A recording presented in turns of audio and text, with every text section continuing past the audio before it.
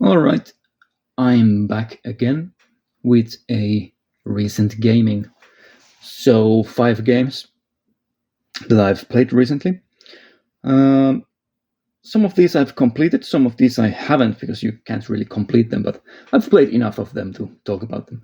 So, let's start off with the return of Ready or Not. I talked about this game when it was first released on console. That's a while ago. And I loved it. I think I gave it an 8.5 because of the bugginess of it and like other reasons. You can seek out that recent gaming episode if you're interested in hearing my first thoughts on Ready or Not. But it was mostly the bugs that kind of annoyed me about the game. And now I'll talk again more about this game because they just shadow dropped the third DLC a while ago. I mean, that's a couple of months ago at this point. And I played through all of that DLC. And I'm also like, I've continued to play this game quite a lot, actually. I think I put around 120, 130 hours into this game.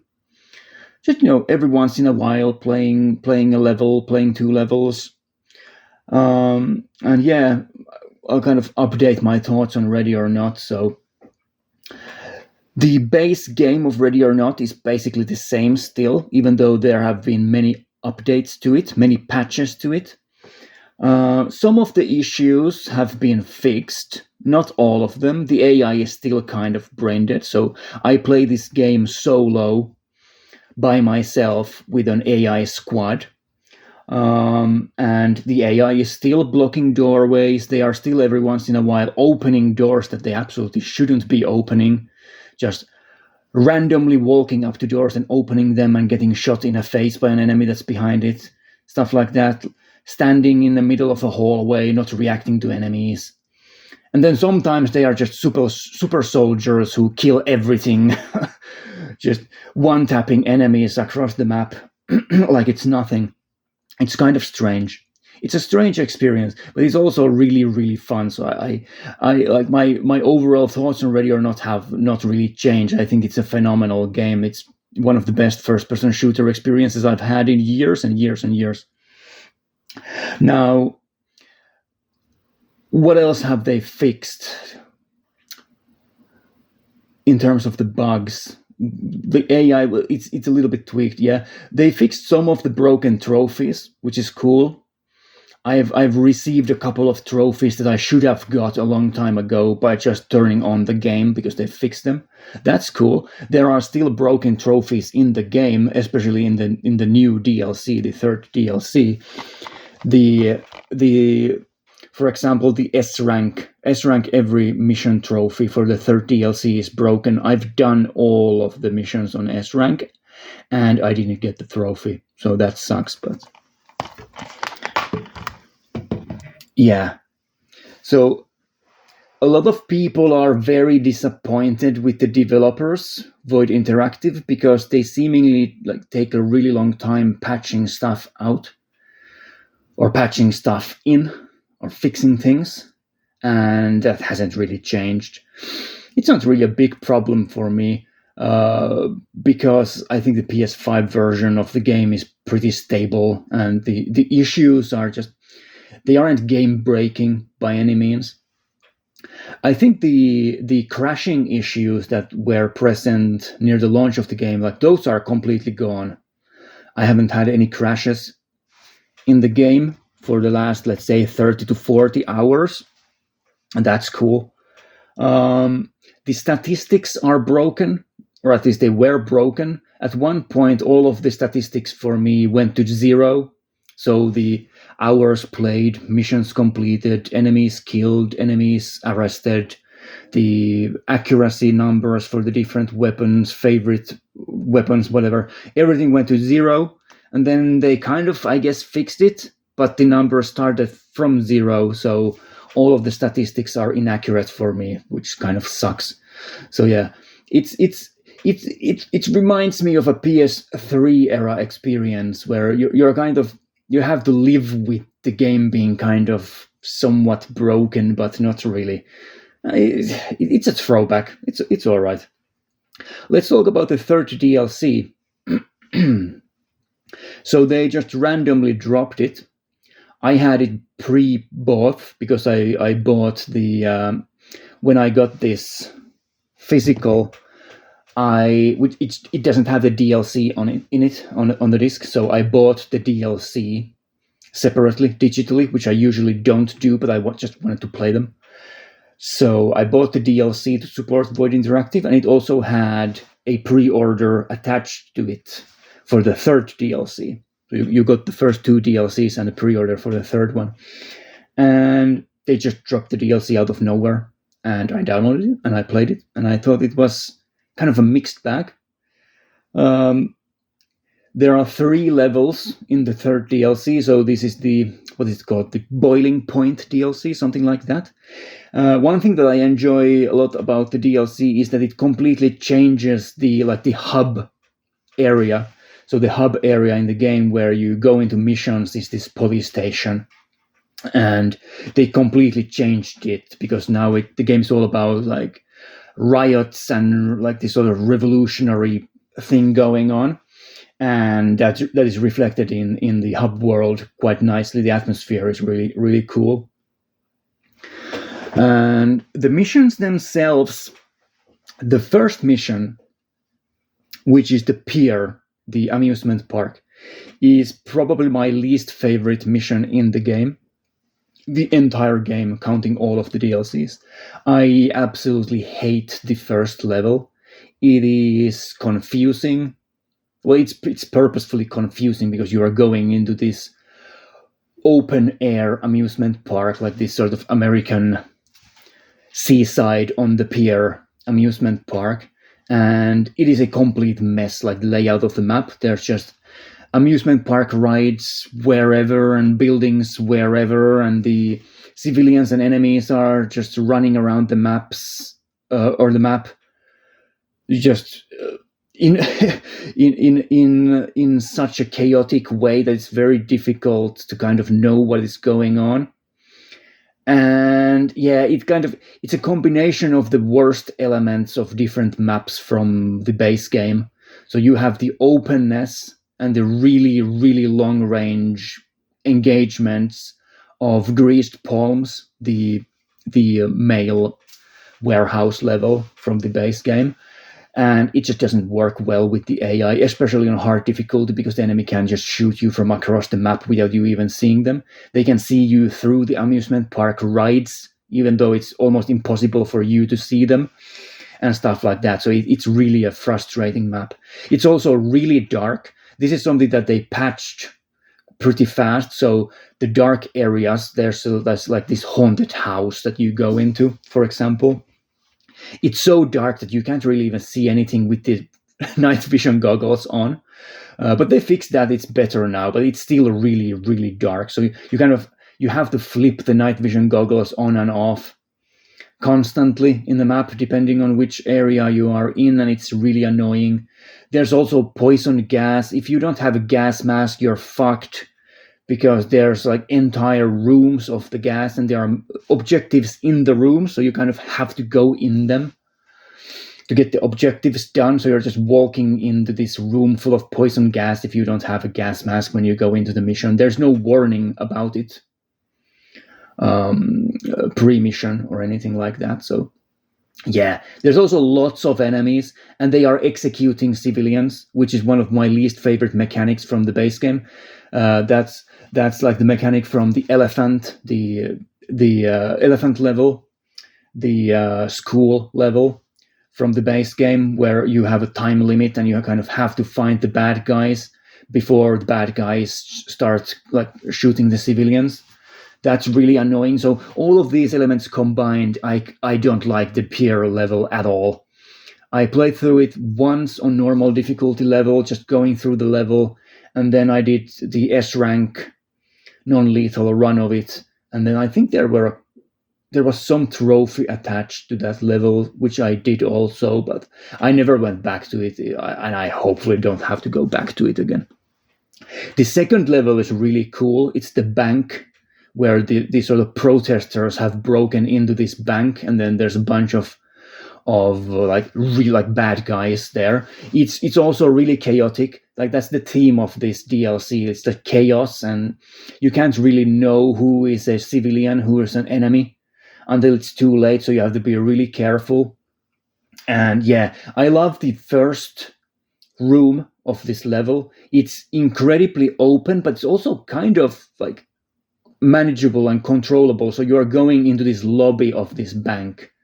It's just full of civilians and then randomly bad guys in there in between the enemies. And I loved going there, like firing like flashbangs from the flash grenade launcher and having my teammates breach the front door while I was firing flash grenades from the side window into their main lobby, and going in there. And there's a window up top where the enemies can sometimes see you. I got really lucky on my first try because there was an enemy.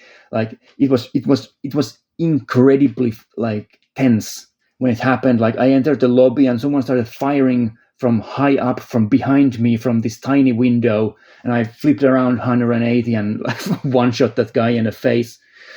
Almost died myself. Like really tense, really engaging gameplay. I think the second level is really fun.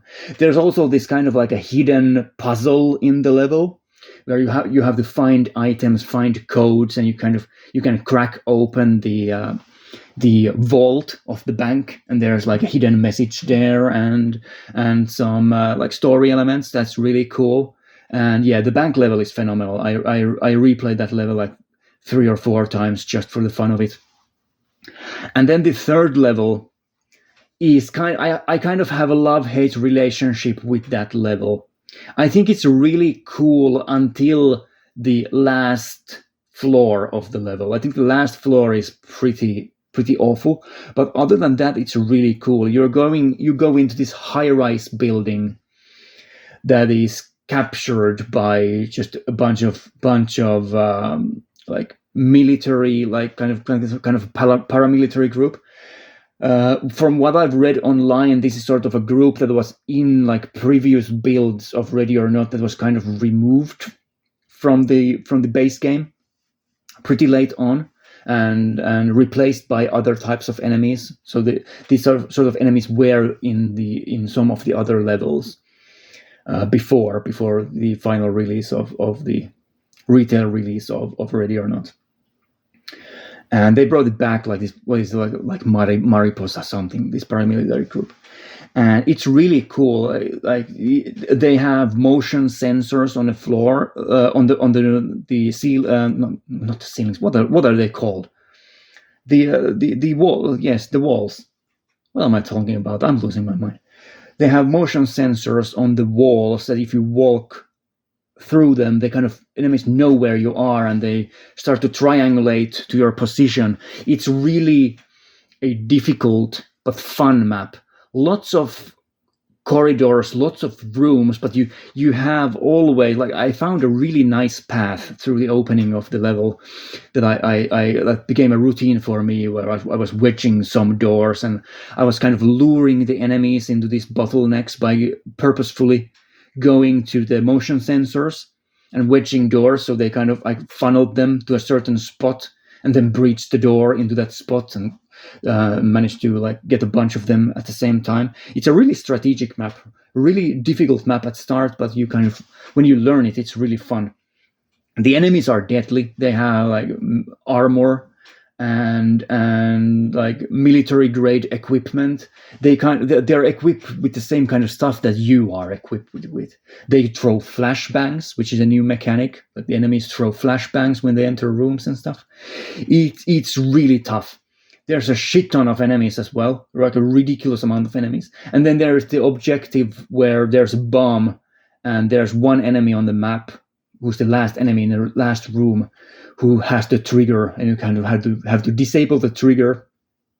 And there's a really tough time limit to then reach that enemy and disable him before he gets like the controls back to himself. Yeah, it's an interesting map. It is by far the most difficult map in the entire game. it took me days to be able to S-rank it. It's really tough. And it's really tough because of the last floor. I think the last floor is pretty bad.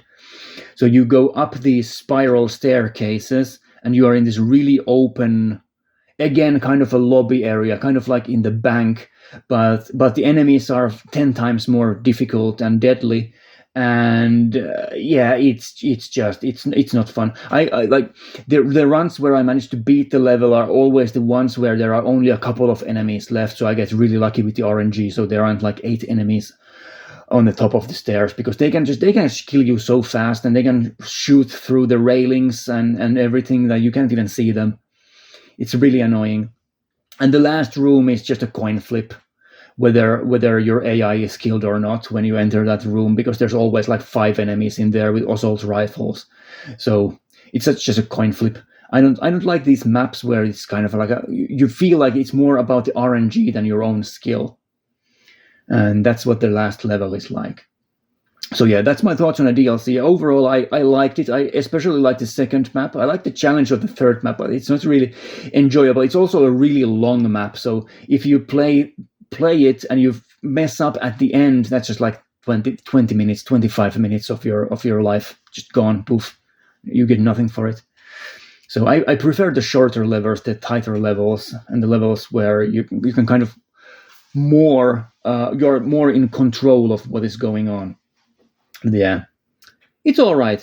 I liked it. The base game, I'm still not finished with it. I'm missing 1 trophy for the platinum. So I have 1 level to beat on hard difficulty. It's Relapse, the hospital level. And I just can't do it. I've been trying to do that level on hard mode for several weeks at this point. I think the first time I tried it was like over a month ago, but I went I put that on the side and I played like the other levels first. I left that last. It's just really hard.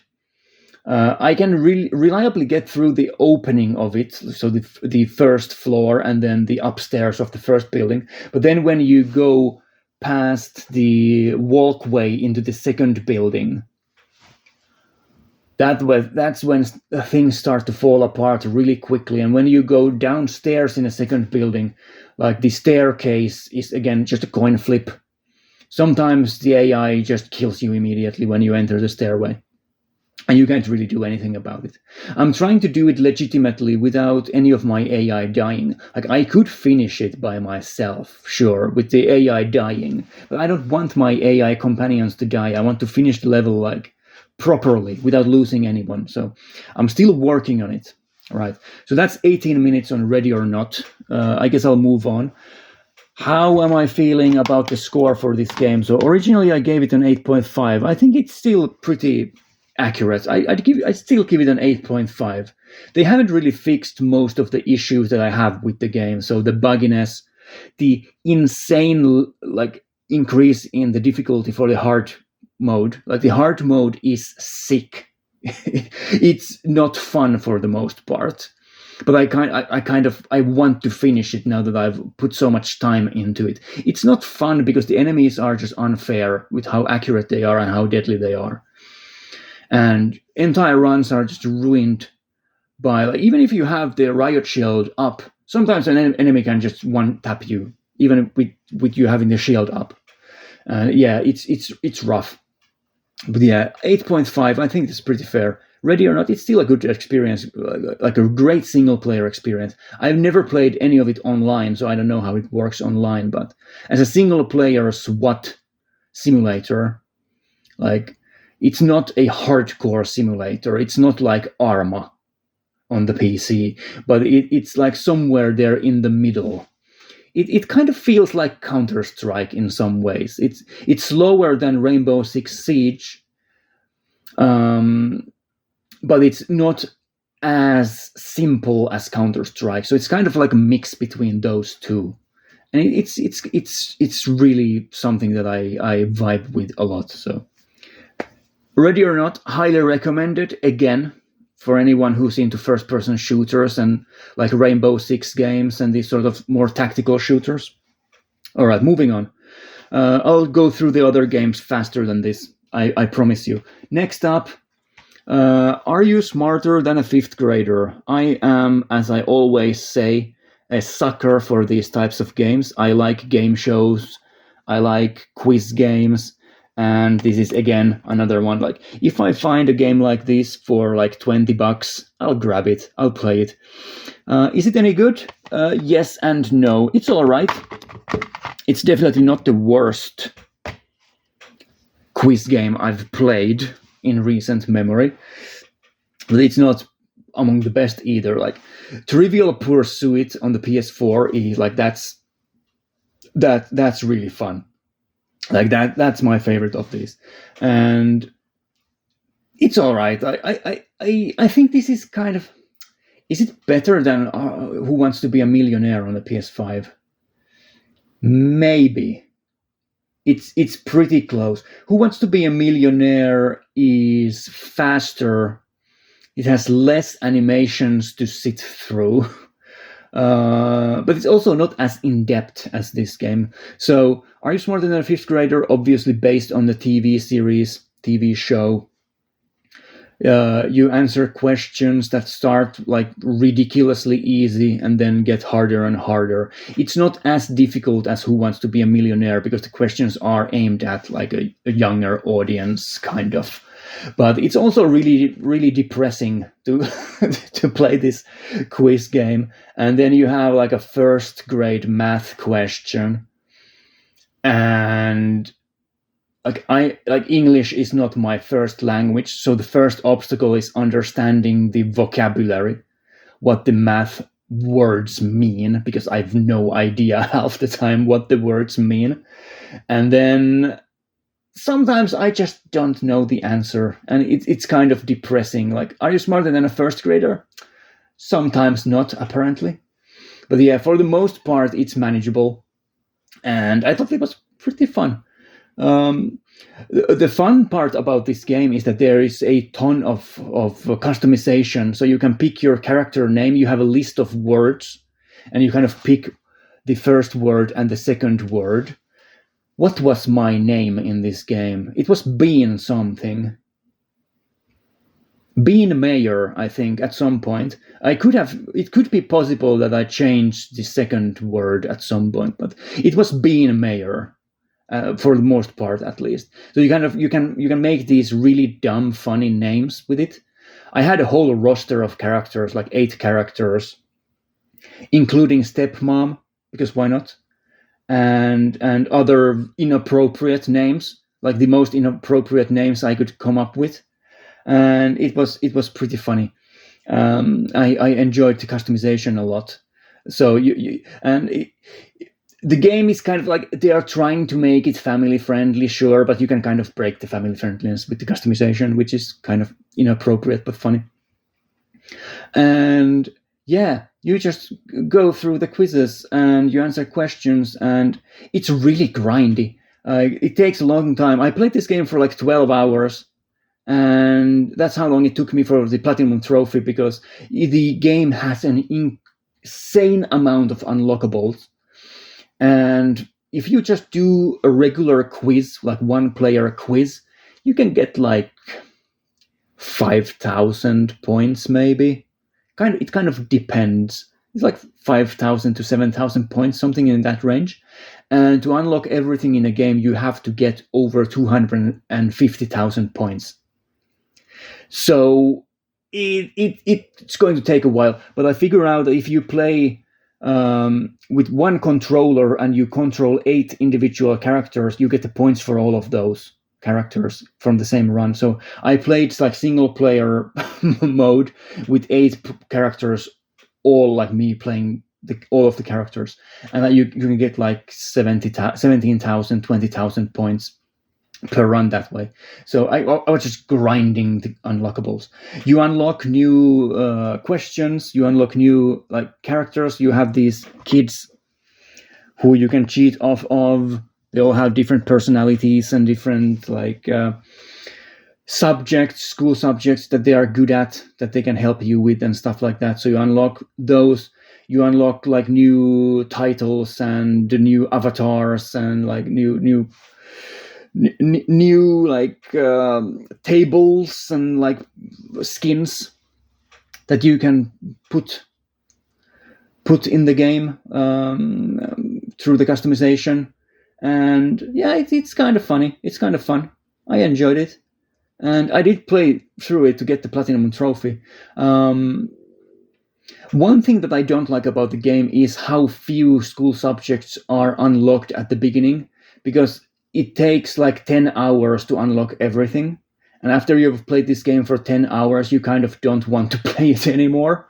So like you can unlock like history, US history, world history, art history. You can unlock world geography, US geography, like biology. Like there are so many different things you can unlock, like really weird ones as well. Like you can unlock like computer sciences and stuff. Yeah, just dozens of subjects, lots of questions. I very rarely got a repeat question, which is fun. It says there on the cover, more than 6,800 questions. There's also, I think, DLC for the game that isn't included on disc. So there's even more questions, more subjects to unlock if you really enjoy the game. But yeah, I would give Are You Smarter Than a Fifth Grader after all of this like a solid 5 out of 10. It's good, it's fun. One thing that I really don't like about the game is how many animations there are. It's fully voice acted. You can skip through the animations, but you always have to kind of wait still. Like in Who Wants to Be a Millionaire, there's a separate game mode where all of the cutscenes and everything is removed. So it's just questions.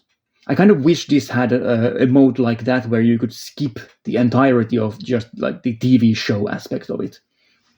Because it does take a lot of time. It's like it wastes you a lot of time. After you've played through a couple of sessions of the game, you don't want to hear the same words from the announcers again and again and again.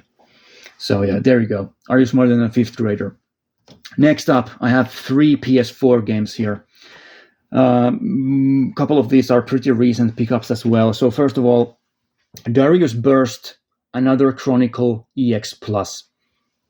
A mouthful. I talked about this game in the pickups video and like how confusing the Dariusburst series is. How many different releases there are of Dariusburst is kind of ridiculous.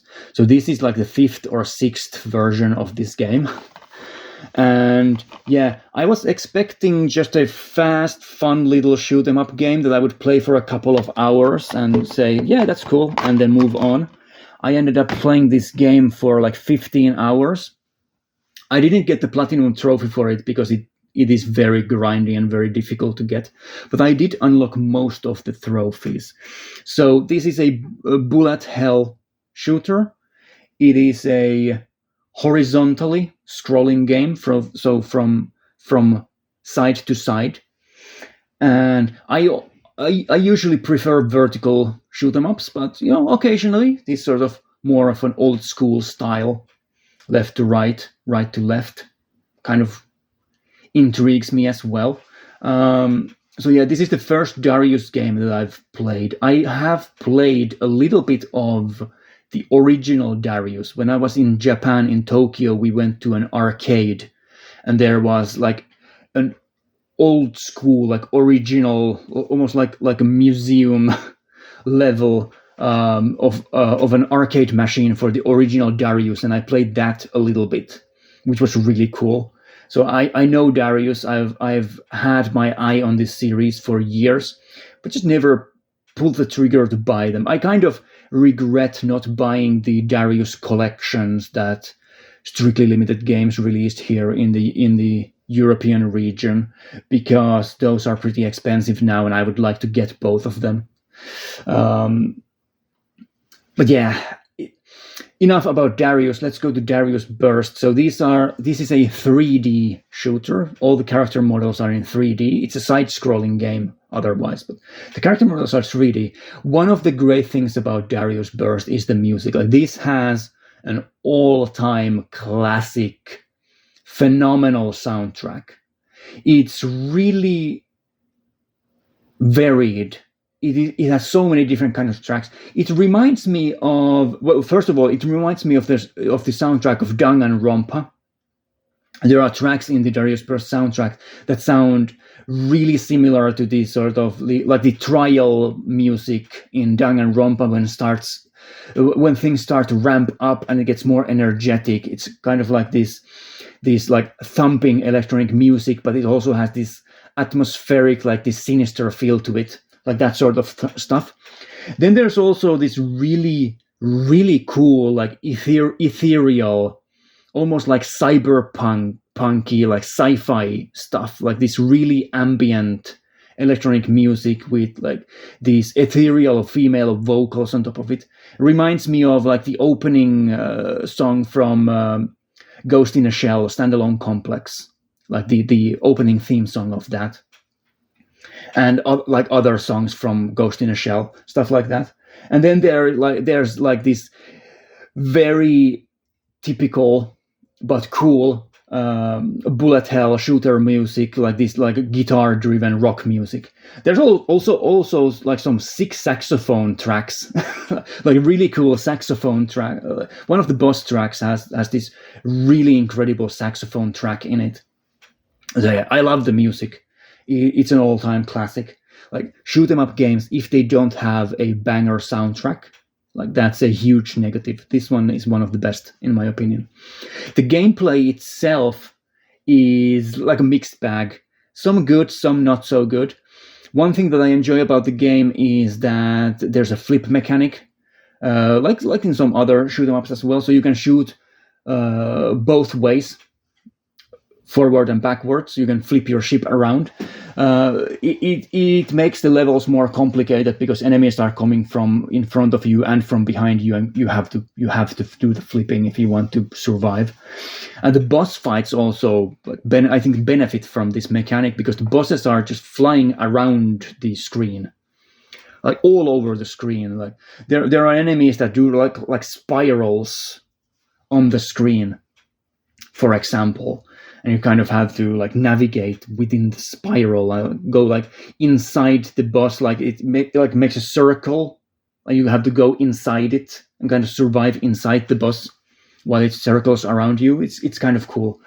Some things that I don't like about the game is that there is a ton of different ships, and some of them are just objectively far better than the other ones. So there is this ship called Murakumo in the game, which has a mechanic that none of the other ships really have, where you have this, well, the mechanic is there for the other ones as well, but it doesn't work the same way. So the name Dariusburst, like, literally means that you have a burst attack.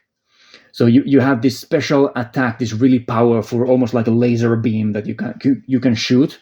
You have to recharge it by killing enemies and stuff like that.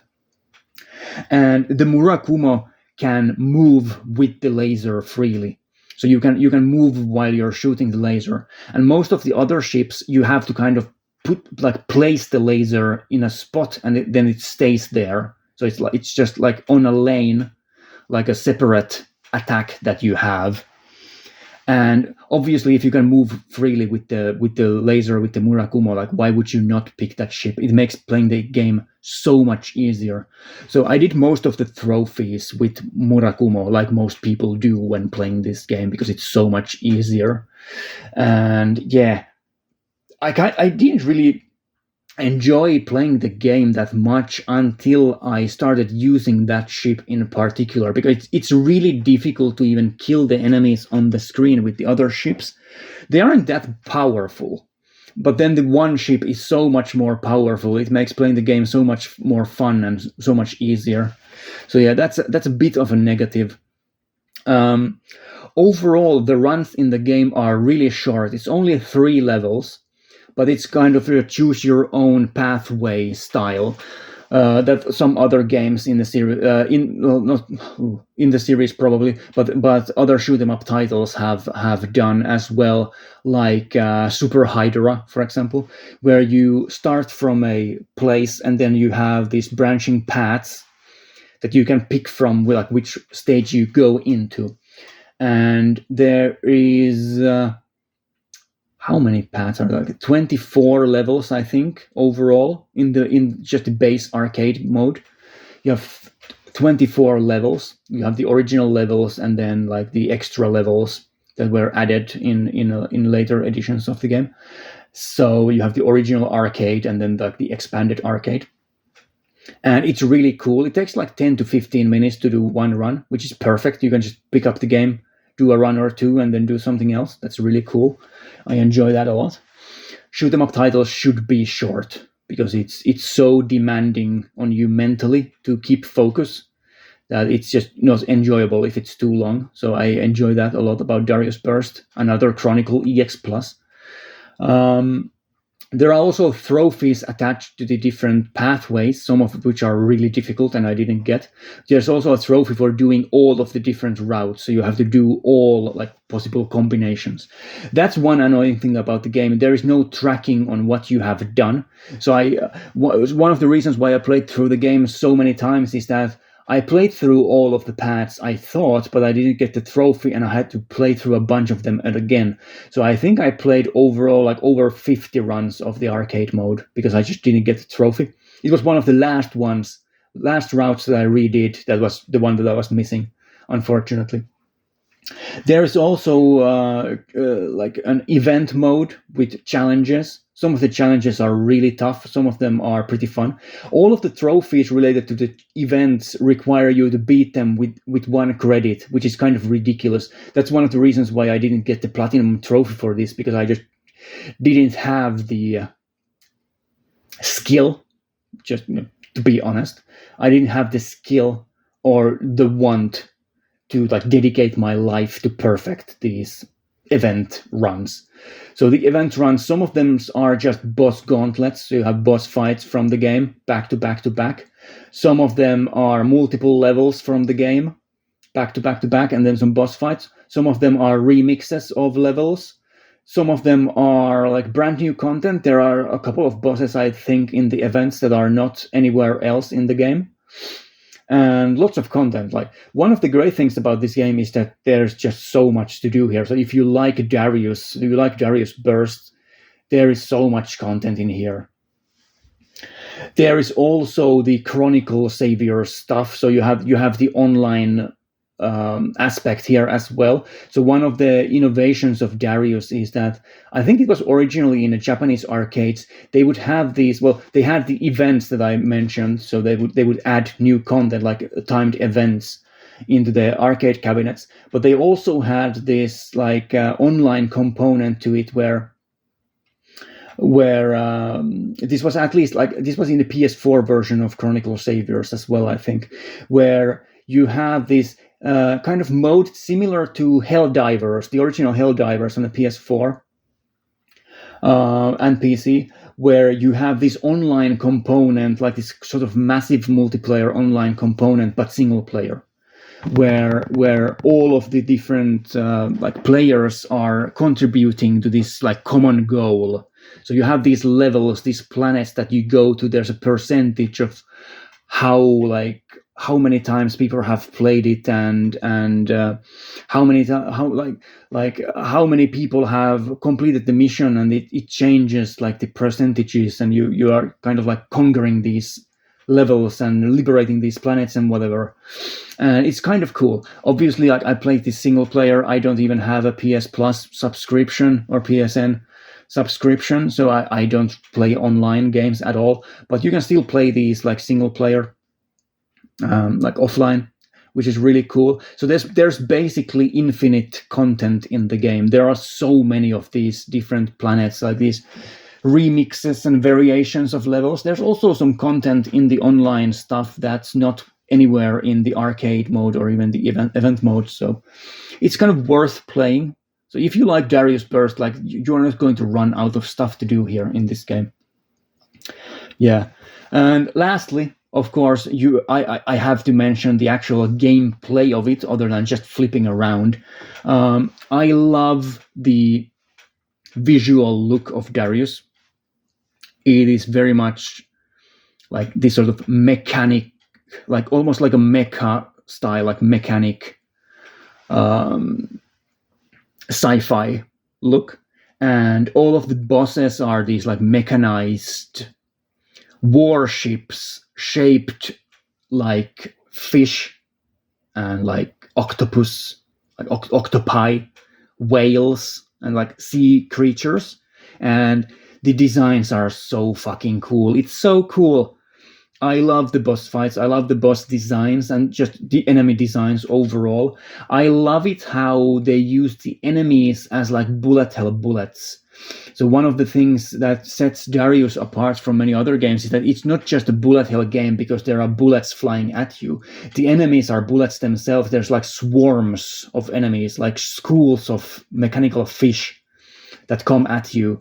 So there are these sections in the levels where there are hundreds of enemies just swarming at you, like these enemies that are very easy to kill, but they fill the screen completely. It's really claustrophobic and really like exciting. And sometimes they are coming from the right, sometimes from the left, sometimes from the bottom of the screen, from the top of the screen, and they are just swimming all over the screen and doing these like crazy high speed like spiral moves and circle moves and everything. And yeah, it's visually very pleasing to watch and mechanically very pleasing to play as well. The enemies are tough, but kind of like you once you play through it a couple of times, you get the feel for them. And yeah, it's really engaging. I like Dariusburst, Another Chronicle EX Plus a lot. I would give it like a solid like 8.5. I think is fair for Dariusburst. It's not the best one in like of this style. Like when it comes to horizontal shooters, I prefer the old school style of Gradius and even something more modern like Super Hydra, where it isn't a bullet hell. Like bullet hell, I want it to be vertical. So it is kind of frustrating also the game at times because there is so much stuff coming at you. Like sometimes there are like hundreds of enemies coming at you, and then right after that there's like an asteroid field, and it's really difficult to like clear the screen and kill everything. So it kind of goes against my completionist mindset as well. But yeah, Dariusburst, it's a good one. The soundtrack is incredible. It just listen to that if you aren't interested in bullet hell games or shoot 'em up games. Just listen to the soundtrack. It's really cool. All right, next up, I played through Gimmick Special Edition. I needed something short, but again, I ended up playing this far more than I thought I would have. That's the theme of this episode. I didn't expect to spend nearly as much time with any of the games that I've discussed so far, and Gimmick is another one. You can beat the game in like 30 minutes. It's a re-release of an NES game. Now, this NES game is historically pretty interesting because first of all, it's a very expensive and sought-after collectible NES game. But outside of Japan, if I'm not mistaken, it was only released in Northern Europe. So there is a Finnish physical copy of Gimmick on the NES, but no UK release, as far as I know. No American release. That's really funny. And in this game, they have like a gallery of cover art and like printed, like scanned manuals and stuff. And there is a Swedish and a Finnish manual in this game, which is really cool because you almost never see anything Finnish in a video game, especially in a video game that is not made by Finnish people, because this is a Japanese game. It's by who is it by? It's by Sunsoft. Sunsoft is so fucking good. Their games are so good. I loved Gimmick. Like, this is the best game in this video, like par none. Like, this game is phenomenal.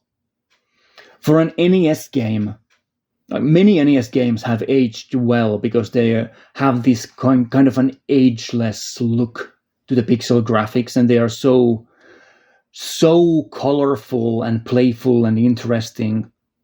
But yeah, Gimmick has aged so well, it's ridiculous. Also, the physical has a full color manual. Yes! Fantastic physical release. I'll flip through the whole thing while going through it. What is a gimmick? There you have on the screen a description.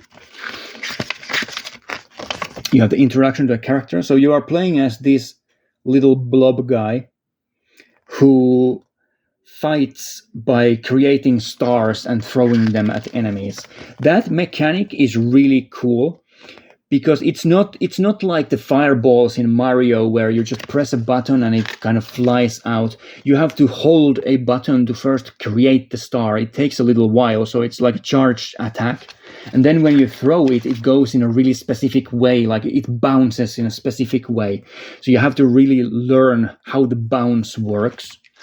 And you can combine your jump with the bounce to make it go like higher and faster and stuff like that. And you can really do a lot of stuff with the star.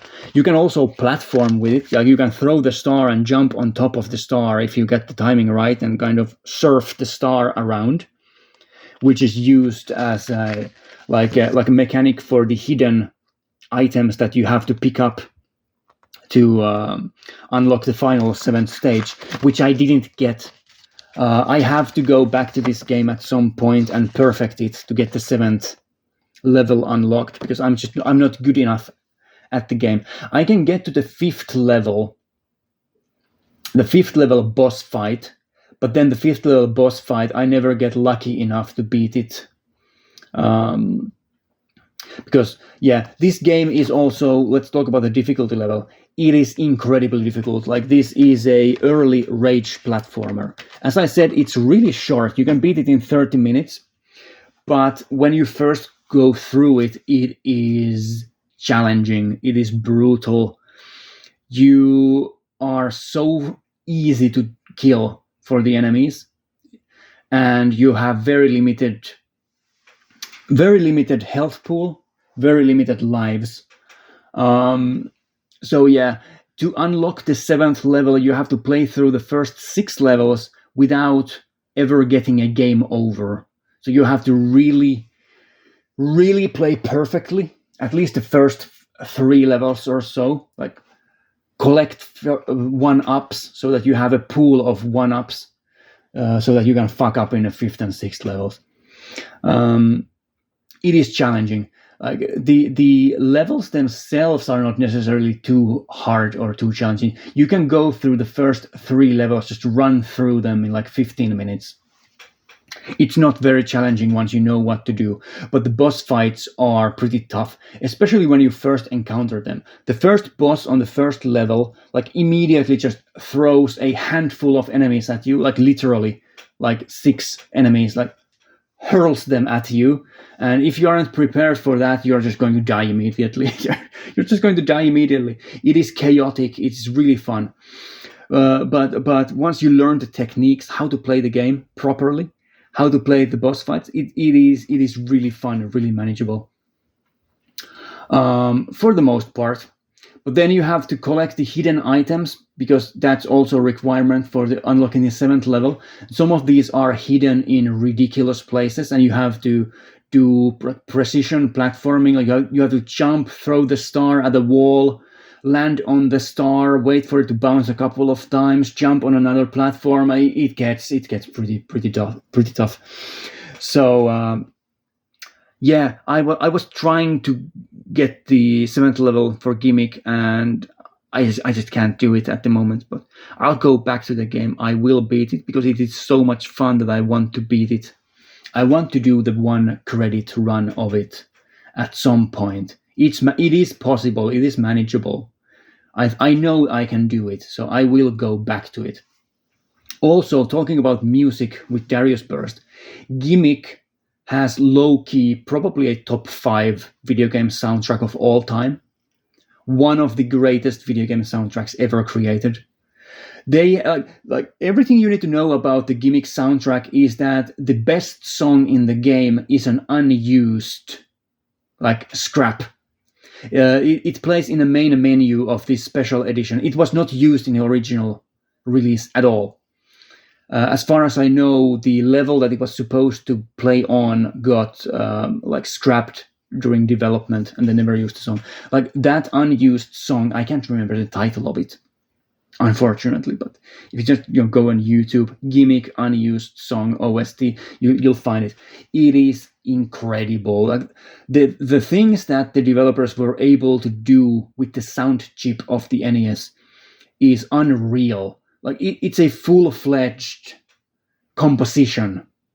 It sounds like it has instrumentation, different instrumentation in it, like a bass track and everything. Like there's a ridiculously good melody in that track.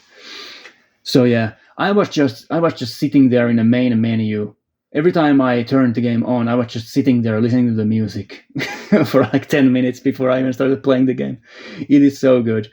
And yeah, it's Sunsoft. Sunsoft are legendary. The music, the gameplay, the level design, everything is just pixel perfect. It is so good. Can I give Gimmick a 10 out of 10? I think the difficulty level is a bit too high.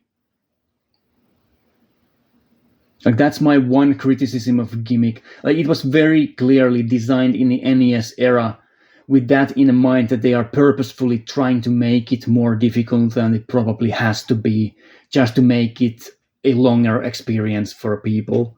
Because there are moments in the game that are just completely unfair, like insta kills that are just there to fuck with you. Like you are on a like a moving platform, and the moving platform the floor just drops out from under you at one point, and you just have to know that to dodge it and stuff like this. So I don't appreciate everything about the design. So like a 9, like a strong 9 out of 10 for Gimmick. There's also a sequel for it that was created like in the modern era. I have to look into that as well, because I think like this game is so much fun. It's so good. So yeah, Gimmick Special Edition, also really cheap. This is a hidden gem PS4 title. Anyone who likes NES era games, like any NES era platformers like Mega Man, this game has a very distinct like feel to it. That's kind of reminds me of like the early Mega Man games as well, where you jump and fire at the same time, and you use the jump button a lot here, not just for the platforming but for the fights as well and everything like that. So yeah, recommend it to any old school retro gamers who aren't familiar with Gimmick, and even people who are familiar with Gimmick. Like this version is really cool. It also has all of the modern stuff in it, so you can rewind, you can use save states and everything. However, you only get trophies by playing the hardcore version of the game, which is called serious mode, where you can't use save state, you can't rewind at all. So you only get trophies by playing the game properly, which is also really cool. So there you go, Gimmick, really cool game. And then lastly, I played through Crash Team Racing Nitro-Fueled. Again, something completely different. I was just, looking at my backlog in the closet, and this caught my eye, and I thought, I've owned Crash Team Racing for years. I've never played it. Maybe I should give it a try. And I gave it a try, and I spent a couple of evenings playing this game, like 2 or 3 evenings, maybe 10 plus hours total. And I beat the entirety of the adventure mode. So you have the adventure mode, where you are driving around this hub world, going into different races, and playing against like boss fights from the like classic Crash Bandicoot games and stuff like that. I 100% completed that. So did all of the single races, all the gem tournaments, all like the basic relic runs, and all the boss fights, all the coin races. And yeah, it's surprise, it's a really fun game. I don't remember when I've been this positive about this many games in one video, because usually there's just trash in there. But yeah, in this video, I think the overall quality, like the average, is like around an 8 out of 10, which is really high. So yeah, Crash Team Racing. I never had the PS1 Crash Team Racing. My kart racing games from my childhood were Muppet Race Mania and 3-2-1 Smurf, the Smurfs racing game, of all things. Why those? I don't know. I just happen to have copies of them. So there you go. I really loved Muppet Race Mania a lot. And you can see like how much there is influence there, like between these two games, Muppet Race Mania and Crash Team Racing. There's a lot of similarities here. Like in Muppet Race Mania and Crash Team Racing, you have these really almost like open maps at times, lots of shortcuts, lots of like hidden stuff you can explore. Muppet Race Mania leans a lot more heavily on that stuff as well. So this one isn't as heavily like exploration heavy like that game is, but still, lots of fun stuff here. And the races themselves are really short, really concise. You can do a lap through most of the levels in like, let's say, 30 seconds to a minute and 20 seconds, around that. And it's usually 3 laps, so it's really fast. One thing that I found weird is that the loading times on a PS4 were like PS2 era loading times. It's really, really slow to load the levels, which is a negative, just a time waster. I have no idea what the game is loading because the maps are so kind of small anyway. So, yeah, Crash Team Racing. I wasn't expecting there to be this much content in it. It is insane how much customization there is. There's over 50 playable characters. You can customize the look of the kart. There's a bunch of different skins for each of the characters. And you can really do a lot with the customization. Of course, that is tied into a microtransaction system because you have to buy stuff with coins, like Wumpa coins. That's the fruit from the Crash Bandicoot, the Wumpa fruit. So you have Wumpa coins. And you get coins from playing the game, beating the different races, finishing high in the races, doing like daily challenges, weekly challenges, stuff like that. But the amount of coins you get is kind of suspiciously low, and the characters are pretty expensive to unlock. So if you want to unlock everything, put some money into it, I guess, because you are otherwise, like if you're legitimately trying to open everything, unlock everything in this game, you are in for a bad time. It's going to take you dozens and dozens and dozens of hours of just grinding. However, if you are going for the Platinum Trophy, you have to grind because the game is very grindy. The trophy list is brutally difficult because you have to beat all of the hardest time trials. And I didn't do that. Like, no way I will do that. I'm not good enough at racing games to even probably like physically be able to beat all of those times. But yeah, it would be incredibly frustrating at this point in my life. At this time, I don't really care about the Platinum Trophy for Crash Team Racing. So I got like 70 to 80% of the trophies, and that's fine for me. But yeah, if you want to go for the Platinum Trophy, you are in for a bad time. It's really challenging. The time trial challenges are so difficult. I wasn't expecting the game to be this mechanically deep. That's another surprise for me. I found Crash Team Racing a deeply surprising game, because I was expecting it to just be like a Mario Kart clone, like most of these kart racing games are. But it ended up being really surprisingly deep. Like you have this slide that you can do, but there's also a timing based boost mechanic. When you're sliding, you have to press with a certain timing a button to get extra boosts. So you can chain boosts, do chain boosts up to three boosts, and you also have like these different types of boost. You can jump. If you jump high enough and land, you get a boost from that. If you combine that with a slide boost, you get a separate boost. And it's It is difficult. And if you want to get the good times, you have to master the boost system, and you have to do all of these kind of different boosts and be able to maintain them for long periods of time without crashing into anything and without slowing down. And it's really challenging. It's really difficult. And then you, of course, have the power-ups as you would expect in a kart racing game. Very similar power-ups to Mario Kart. So you have something like a blue shell, you have the boost, you have the stuff that you drop behind you. In Mario Kart, you have stuff that you drop behind you that kind of slow down enemies, and here as well you have vials that make the enemies spin around, and you have boxes.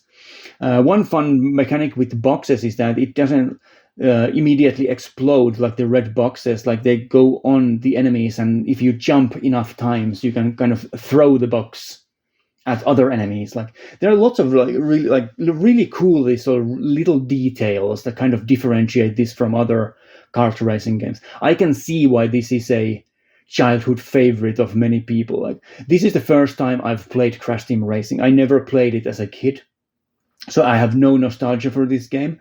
But if I had this game as a kid, I would have played the shit out of it, and I would have loved it. And I still loved it. I think it's great. Yeah. Let's talk about some negatives then before I give it a 9 out of 10, because I have to, again, justify why it's not a 10 out of 10 game for me. I think some of the boss fights are just really annoying, especially the last boss fight against Oxide, who is just spamming and attacks at you and driving like twice as fast as you. I thought the final, like the real boss fight against Oxide was just obnoxious. It took me a long time to beat it, because it uses so many attacks, so many different attacks, and it is so unfair with how fast it is and how difficult it is to catch up to it. So, yeah, and I was only playing normal difficulty. There's also a hard difficulty, which I'm not even going to try. Also, some of the mechanics in the game, I had to Google this because I thought that, like, am I so bad at this game that I just suck at it, or are some of these mechanics broken? And a lot of people online are talking about, for example, some of the jumps that are required to do for the shortcuts, and how they are different from the original PS1 title, where the jumps were much easier, apparently. So either they purposefully made some of the jumps, especially the sewer speedway jump, where you have to go on like this half pipe and do a really specific jump to do a shortcut. Either they purposefully made that ridiculously difficult, or it's just broken. One of those. And I feel like it's broken, because it's almost impossible to do the jump like without just messing it up, even though you feel like you did it perfectly. Like, it's not reliable, is what I'm trying to say. It's also the same with the one of the ice levels, like, what is it called, like freeze something, like, or breezy something, whatever. One of the snow levels has this river jump where you have to jump over a river, and it just doesn't work most of the time. So that's kind of disappointing. There is a ton of content in the game other than the adventure mode as well. So you have a battle arena mode, some trophies attached to that. You have crystal hunts, like these sort of timed hunts where you have to collect items in the maps, collect all of the items within a time limit. Lots of different game modes. So there is so much content in here for just repeat playing. Like, I can see myself picking this game up over and over again from off of my shelf and just playing a couple of races. Also, if you go to the arcade mode, well, I was just talking about negatives, but now I'm just talking about good things again. There is a ton of extra tracks as well that are not in the adventure mode. So you have extra tracks from like, not Crash Team Racing, but like, what is the other game, like Nitro Kart something. Like, there's another set of levels here for the game, like a full game's worth of extra levels, like 10 to 15 levels, I think, extra, that are not in the adventure mode. And yeah, it's surprisingly deep. It's surprisingly varied. There's lots of content, lots of good stuff here. And I enjoyed it a lot. It is maybe a bit too hardcore for my taste because I'm not that good at racing games, and it's really frustrating to play a racing game that has this many like really hard timing based mechanics, and you have to do like precision platforming, and there's lots of stuff with the jump button. You can do like jump breaks and like these different styles of jumps and these boosts that are related to jumps and everything. Like it's at first when I started playing it, I completely sucked at it, and I had a hard time even beating some of the races, like getting first place in some of the races because the AI was so difficult. But the AI is not balanced for the noob gamer. It's balanced for the gamer who knows how to do like these power slides and these slide boosts and everything. And yeah, I kind of wish there was a tutorial in a game where this stuff was like taught to you, because as you can see, no manual. I had to go online to learn how to play this game, basically. Watch tutorial videos on YouTube on how to even beat like engine labs. I was stuck on that level for like 2 hours before I finally figured out how to do the boosts and the slides in that level, and how to go faster than the AI, because it just wasn't working out at all. But yeah, I can pretty reliably beat all of the adventure mode tracks now on normal difficulty. Hard difficulty, no way. Maybe if I replay this game in the future, I will try to go for the hard difficulty trophy, because there's a trophy for beating the adventure mode on hard difficulty. But yeah, I guess that's my basic thoughts on Crash Team Racing. For a kids kart racing game, it's pretty challenging. Right. Let's take one more negative before I go. The UI is pretty like convoluted. There's so many different menus, and the customization is really slow. Like the menus are pretty slow also. Like the loading times, the menus are also really slow. It takes a long time for the character models, for example, to load on screen. So when you're creating a character, you're customizing a character, it is so bothersome and slow that I made one character and I just stuck with that. I just didn't want to bother with the customization more than that. So yeah, I would give Crash Team Racing a solid 9 out of 10. It's really good. It's really fun. And I think it's a good version of the game as well. I have to get the PS1 version because I have played it at a friend's place, and I remember liking it, but I've never owned a copy of it, and I've never played the adventure mode, like I said, and stuff. I've just played like a couple of random races. I remember doing that, but yeah, I have to get the PS1 copy as well at some point and kind of combine the like compare these two But for someone who isn't familiar with the original game, like deeply familiar with it, I thought it was a really good version of it, really fun version of it. So yeah, there's Crash Team Racing Nitro-Fueled for the PS4, and I went for an hour and 10 minutes again. Well, it's basically because of Ready or Not, because I used like 20 minutes on that one game. But there you go. Hopefully you enjoyed that. 5 games again. Ready or Not, revisited, plus the third DLC. I'd say it's still an 8.5 for me.